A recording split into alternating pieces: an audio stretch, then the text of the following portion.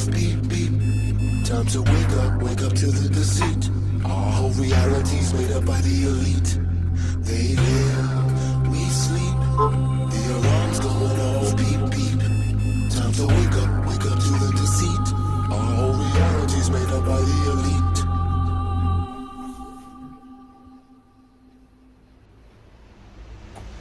They live, we sleep. The alarm's going off. Beep, beep. Time to wake up to the deceit. Our whole reality's made up by the elite. They live, we sleep. The alarm's going off. Beep, beep. Time to wake up to the deceit. Our whole reality's made up by the elite. I came here to kick some ass just like Roddy Piper. These motherfuckers that walk among us, they got me hyper. But don't be chewing that bubble gum, it's got aspartame. It's a chemical directly targeted at your brain, just like the fluoride that they put in the water supply, and all the geoengineering we got in the sky. I'm trying to tell you, and I hope that you're hearing me clearly. This ain't no bullshit speculation, conspiracy theory. They live and they're controlling every move you make, from the apartment that you live in to the juice you drink. They give you television to help you ignore this prison, while feeding you genetically modified organisms. They want us like the Walking Dead, just obey and consume. Don't worry about anything, keep awaiting your doom. To all my warriors out there, this is indeed my call. It's time to put a fucking end to this elite cabal. They live, we sleep. The alarm's going off. Beep, beep. Time to wake up to the deceit. Our whole reality's made up by the elite. They live, we sleep. The alarm's going off. Beep, beep. Time to wake up to the deceit. Our whole reality's made up by the elite. When they try to prove their spinning ball Earth, it's remarkable. All their arguments are absolutely fucking farcical. It's clearly been shown your problems aren't resolvable. Your theory has been blown into tiny little particles. The pharmacological drugs they got the masses on precludes them from putting their rowdy Roddy Piper glasses on. And even when they do, they're unable to gaze too straight, cause for most of them it's way too late for them to see past their conditioning. They will not be listening to anything outside their paradigm imprisonment. They are ensconced in a nonsensical certitude, brainwashed by devils to revel in their servitude. It's idiocracy, pure hypocrisy. Waking these dummies up, it used to mean a lot to me, but nowadays. All right. Come on, get out of here. Hello, good people. Let me stop screen share for just a second. Say hi. Hello, Tommy Tell the Truth here. Good to see you, Sinsman. Jess Palmer. Guideline Strike. Yeah. Let's see. Larry. I see Jennifer Kingsling. Joe Lumberjack Dirt, I should say. All right. Look, I've got to make this show fast because, Unveiling This Realm with Karen B and Brian Staveley starts in 30 minutes or so. So anyway, Sue Finelli in the house. Hey, y'all can all join me until Unveiling This Realm starts, and then I'll probably wrap it up because I don't want to compete with that fabulous show. All right. Anyway, my mind is blown right now, and I can't even believe what I've, found today that I didn't find before. But I'm not a TV watcher, and I don't know, all the elitists in the world. They're out there. Obviously, none of us do. But anyway, I am really, truly rocked right now by this individual that is on the scene now. Who is being looked at as a possible false prophet. Well, to me, that's Pope Francis. I believe Pope Francis is the last pope, and I believe he's the dark pope and the official false prophet. However, there is a guy that I just found out in the last few minutes too, that they actually people that refer to him as a prophet. So he is a false prophet in that sense, but I think he is more in line to be the Antichrist than the false prophet. But I could be wrong. Who knows? But this guy is very, very, very creepy. And he is openly calling for a one world order government, which we already know, folks, that there's certain groups and of elitists and corporate people that basically own and operate the world, and govern it. But people are fooled into thinking that politics are real, and and that they really truly people really truly elect their officials in the White House and in the governments around the world. Anyway, all right. So what I'm getting at here is this guy is, like I said, being looked at about being the false prophet, and he could be that, but I think he's more in line with what the Bible says the Antichrist himself will be. And so I'm going to show you a few things real quick. Like I said, I'm trying to do this fast because of unveiling this realm is coming on, but this is definitely worth seeing. And now, if you could read this, I don't even know how to pronounce his whole name, but Yuval Noah Harari, if I got it right, Yuval Noah Harari is at the top of my candidates for the Antichrist. So let me show you how I found this guy. This was a live show earlier, and hold on, I know I need to screen share, so let me get that back in play. So today I was just thumbing through YouTube and came across a show that had just ended. And occasionally I watch these guys because I am interested in Bible prophecy. No matter what you think about the Bible, Bible prophecy is fascinating, and I think it's being made come true by the elite, by these evil people who are loyal to the beast system that they're trying to implement worldwide. And anyway, so this is End Time Ministries, I think is their name. And so let me get to where they're talking about this guy. Real quick here. Oh, it's not showing me what time frame that is. For some folks, I'll do it. Point. I mean, that's Okay. To address them so that people understand what Scripture says about the times we're in right now and how these players could be involved, and if they are the actual people from the prophecies that we read about. so. If I hear you correctly, if he is the false prophet or anybody else that's alive right now, we're saying that the false prophet will be alive and known just prior to the second coming of Jesus. Yes. So that, I mean, for me, that's enough to make this conversation important. Right. We need to be looking for, well, I don't know if that's the appropriate word, but it's not terrible to look for this false prophet or the Antichrist or other signs that the Bible gives us that's going to happen. I mean, we know that's how we're going to be able to navigate the times, is because we know the signs that are coming just before the second coming of Jesus. And one of those is this. And so if I can identify a false prophet based on Scripture, then I can also say we're close to the end of the age that Jesus talked about. Imagine that. I'm always telling y'all that we are at the end of the age, the church age, that is. So, and of course, this show is called The End of the Age. So these guys are, in agreement with me on quite a few things. Now, like I said, this show did today, it was on the possibility of Yuval Noah Harari being the false prophet. But I think he's more in line to be the future Antichrist. And that's going to change some things for believers around the world. If we can point to a timeline that's given to us, and we have a whole lesson on it called The Future, just came out, but we have if I can point to a timeline and say this is about where we are and here's why, I just think that would revolutionize the way we think, the way we. That's what my show is all about. That's what I try to do, is show that all these signs, including the Mandela effect, is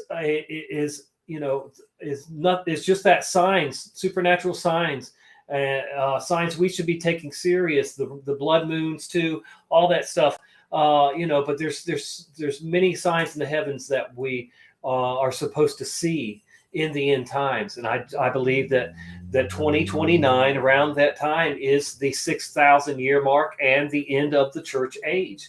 And if we're at the end of a age, and especially one as big as the church age has been, then there's going to be some serious changes in everything and in everyone, and that's what we're being prepared for. Behave. The way we live our lives is just going to dramatically change when we can identify a false prophet. Yeah, and right now, Vince, and mine dramatically did change when I discovered for me that the Pope Francis is the false prophet. So now for me to see this guy who really looks like he could be the Antichrist himself in the future, yeah, that's making me take notice. So I might speed it up here to where he's talking about him, but that's what I want you to hear, is how this guy here, Doug, describes Yuval Noah Harari. And then I've got some other few things to show you real quick. crying out to Jesus, and people need to be very close to the Lord. The Bible tells us that we'll find him when we seek him with our whole heart. It's time for us to begin to seek the Lord with our whole heart. Well, hasn't it been time for us to do that? Yeah, it has been for a long time, but man, we are getting to that point to where all these things should be waking people up who have said, I'll do it, but I'm going to do it on my time. It's time that you start making time for Jesus and getting that relationship right. Of that event by going to endtime.com/ follow us and that partner with us, and know you a little bit better, putting a face with. one thing, a lot of people, when they think about the Antichrist, they think he has to be a Jewish person. Well, here we've got the guy that we're looking at to be a false prophet, and he just happens to be Jewish. In 2019, So are you throwing that in there because you think the false prophet has to be Jewish? No, I'm not saying that at all, but so many people think that the Antichrist has to be, and it's just interesting. We're talking about this guy is a Jew, and we're looking at him as the false prophet. It's just interesting. Okay. He would be the false prophet to Schwab's Antichrist if that were the case, and we were looking at that. So, well, we've done a show. Yes, we have. Is Schwab the Antichrist? Yeah, so we've talked about that. So now we're the answer to looking that at, was no. right. So we're probably giving away too Not much everyone information. agrees with us on that, though. Right, that's true. Anyway, sorry to interrupt. Yeah, so following his international success of his books, Yuval Harari co-founded Sapienship, which is with his husband and Hang on, you got to slow down there because you stuttered on that, and I know why. Yeah, But you said he co-founded Sapienship with his husband. right. He is a homosexual. Okay, just want to make sure that we were all on the same page. Yeah, and this was not only his husband, but his original agent, Itzhak Hayav is his name. I think I probably butchered that, but I'm from Texas, so it's okay. Now, another interesting thing, Doug, is some say that the Antichrist will be a homosexual. Yeah, so there's And two he's a things. homosexual and he's a Jew. So you being someone out there, they might actually think he might fit the bill for Antichrist more than false prophet. Well, they might be asking those questions next, but we're going to clear some of that up, I think. All right. Okay, so check this out. Here he is on 60 Minutes with your boy. Anyway. When Yuval Noah Harari published his first book, Sapiens, in 2014, about the history of the human species, it became a global bestseller and turned the little-known Israeli history professor into one of the most popular writers and thinkers on the planet. But when we met with Harari in Tel Aviv this summer, it wasn't our species' past that concerned him. It was our future.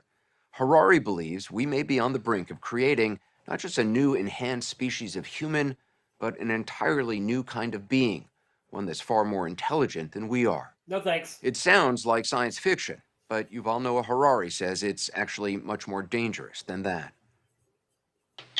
The story will continue in a moment. You said we are one of the last generations of Homo sapiens. Within a century or two, Earth will be dominated by entities that are more different from us than we are different from chimpanzees. Yeah. What the hell does that mean? That freaked me out. You know, we'll soon have the power to re-engineer our bodies and brains, whether it is with genetic engineering or by directly connecting brains to computers or by creating completely non-organic entities, artificial intelligence, which is not based at all on the organic body and the organic brain. And these technologies are developing at breakneck speed. If that is true, then it creates a whole other species. This is something which is way beyond just another species. No thanks. Yuval Noah Harari is talking about the race to develop artificial intelligence, as well as other technologies like gene editing that could one day enable parents to create smarter or more attractive children, and brain-computer interfaces that could result in human-machine hybrids. What does that do to a society? I mean, it seems like the rich will have access, whereas others wouldn't. One of the dangers is that we will see in the coming decades a process of greater inequality than in any previous time in history, because for the first time it will be real biological inequality. If the new technologies are available only to the rich or only to people from a certain country, then Homo sapiens will split into different biological castes because they really have different bodies and different abilities. Harari has spent the last few years lecturing and writing about what may lie ahead for humankind. In the coming Don't speak generations, for me, buddy. we will learn how to engineer bodies and brains and minds. He's written 2 books about the challenges we face in the future, Homo Deus and 21 Lessons for the 21st Century, which along with Sapiens have sold more than 35 million copies and been translated into 65 languages. His writings have been recommended by President Barack Obama, as well as tech moguls Bill Gates and Mark Zuckerberg. You raise warnings about technology. You're also embraced by a lot of folks in Silicon Valley. Yeah. Isn't that sort of a contradiction? They are a bit afraid of their own power, that they have realized the immense influence they have over the world, over the course of evolution, really. And I think that spooks at least some of them, and that's a good thing.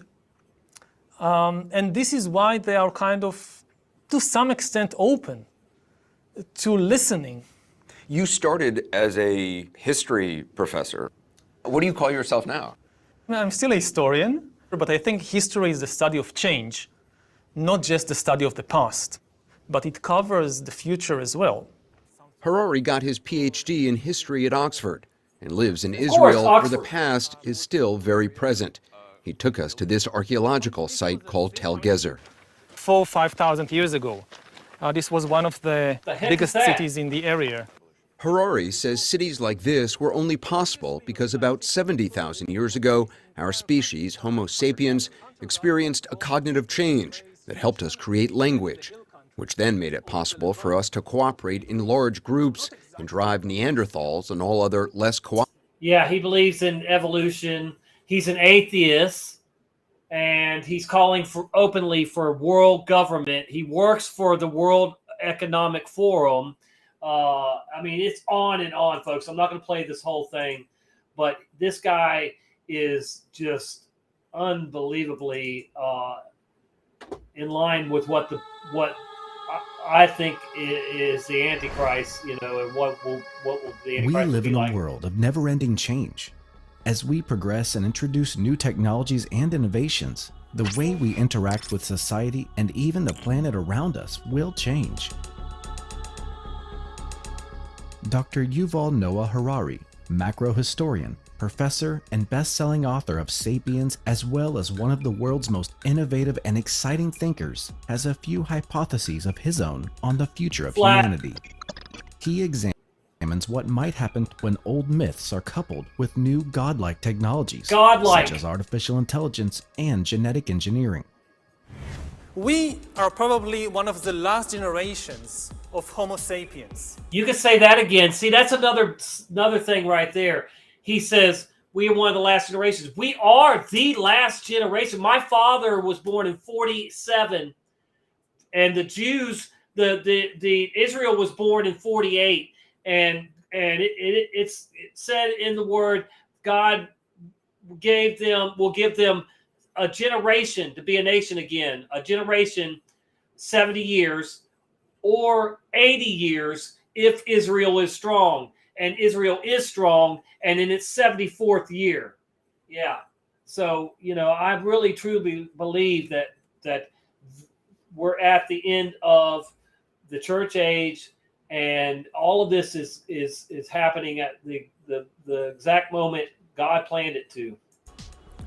Within a century or two, Earth will be dominated by entities that are more different from us than we are different from Neanderthals or from chimpanzees. Because in the coming generations, we will learn how to engineer bodies and brains and minds. Now, how exactly will the future masters of the planet look like? This will be decided by the people who own the data. Those who control the data control the future not just of humanity, but the future of life itself. Because today, data is the most important asset in the world. In ancient times, land was the most important asset. And if too much land became concentrated in too few hands, humanity split into aristocrats and commoners. Then in the modern age, in the last 2 centuries, machinery replaced land as the most important asset. And if too many of the machines became concentrated in too few hands, humanity split into classes, into capitalists and proletariats. Now data is replacing machinery as the most important asset. And if too much of the data becomes concentrated in too few hands, humanity will split not into classes, it will split into different species.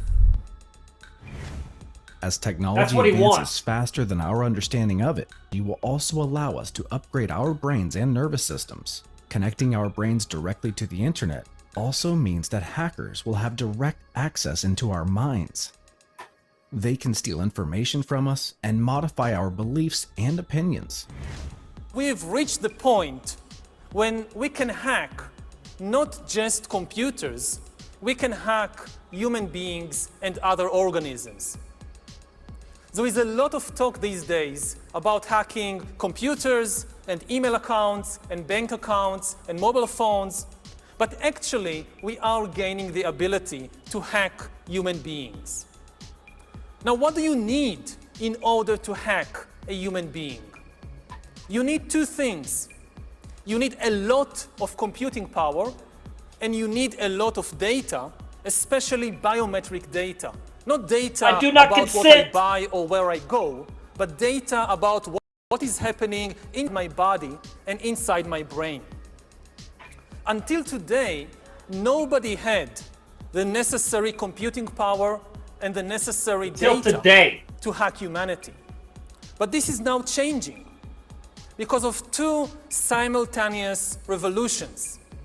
On the one hand, advances in computer science, and especially the rise of... Keep in mind, this guy hates God, but he wants to create like God, be able to create a whole new species, just like the Antichrist will want to do. Machine learning and AI are giving us the necessary computing power. And at the same time, advances in biology, and especially in brain science, are giving us the necessary understanding, biological understanding. Harari suggests the possibility that humans are algorithms, and as such, Homo sapiens may not be dominant in a universe where robots and AI will most likely replace us in our jobs once they become intelligent enough. Although he is hopeful that AI might help us solve many problems, such as healthcare, climate change, poverty, overpopulation, and terrorism, we can no longer Hello? That's everything that the Antichrist, his agenda is going to be. be certain about anything, including things that previously seemed fixed and eternal. You can really summarize 150 years of biological research since Charles Darwin in 3 words. Organisms are algorithms. This is the big insight of the modern life sciences. That organisms, whether viruses or bananas or humans, they are really just biochemical algorithms. And we are learning how to decipher these algorithms. How to play now, God. when the two revolutions merge, when the infotech revolution merges with the biotech revolution, what you get is the ability to hack human beings. And maybe the most important invention for the merger of infotech and biotech is the biometric sensor that translates biochemical processes in the body and the brain into electronic signals that a computer can store and analyze. And once you have enough such biometric information and enough computing power, you can create algorithms that know me better than I know myself. And humans really don't know themselves very well. This is why algorithms have a real chance of getting to know ourselves better. We don't really know ourselves. Wow. The algorithm I don't tracks need a your eye computer in my movements, body your to blood pressure, know your myself. brain No, thank activity, you. and tells you who you are. Once we have algorithms that can understand me, We're going to put the God voice in you and then tell you who we want you to be. better than I understand myself, they could predict my desires, manipulate my emotions, and even take decisions on my behalf. Wow. And if we are Thank not you. careful, Please do. the outcome might be the rise of digital dictatorships. In the 20th century, democracy generally outperformed dictatorship because democracy was better at processing data and making decisions. Democracy processes information in a distributed way. It distributes the information and the power to make decisions between many institutions and individuals. Dictatorship, on the other hand, concentrates all the information and power in one place. Now, given the technological conditions of the 20th The ultimate dictator, the Antichrist, he's describing his future self, y'all. This is what he is into, what he wants. This is creepy. century, distributed data processing worked better than centralized data processing, which is one of the main reasons why democracy outperformed dictatorship only under the unique technological conditions of the 20th century. In the 21st century, new technological revolutions, especially AI and machine learning, might swing the pendulum in the opposite direction. They might make centralized data processing far more efficient than distributed data processing. And if democracy cannot adapt to these new conditions, then humans will come to live under the rule of digital dictatorships. By hacking organisms, elites may gain the power to re-engineer the future of life itself. There you go. The elite, he said. Let's hear that one more time. Elites may gain the power to re-engineer the future of life itself. Because once you can hack something, you can usually also engineer it. Professor Harari looks to the future and explores how global power might shift as the principal force of evolution, natural selection, is replaced by intelligent design. After 4 billion years of organic life, the era of inorganic life is now beginning. In the coming decades, AI and biotechnology will give us godlike abilities to re-engineer life and even to create completely new life forms.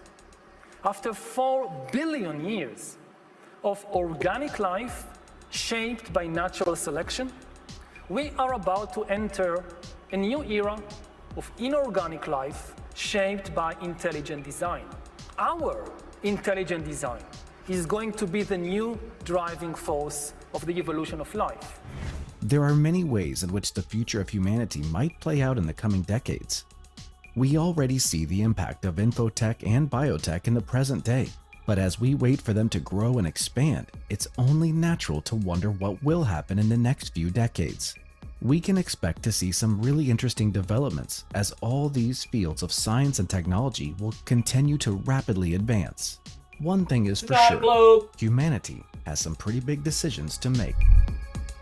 Yes, humanity does have some very big decisions to make, folks, and that is which side of this which side of this thing are you going to be on, this experiment? Do you want to be with the good and truthful, honest side, or do you want to be with the evil and deceptive, bad side?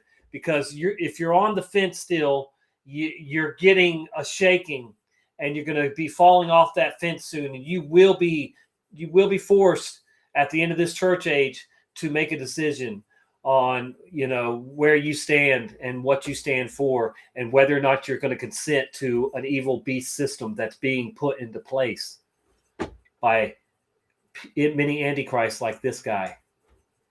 So there you go. I've got to get off of here because UTR is starting, I'm sure. But I did want to get this information out there. This guy is definitely creepy, and he's on my possible antichrist list. But he's already proven to be an evil elitist antichrist anyway, who just happens to have a lot of dreams that are the same as the future antichrist when he comes on the scene. Well, he may be on the scene, but anyway. All right, so do your own homework, look into this guy.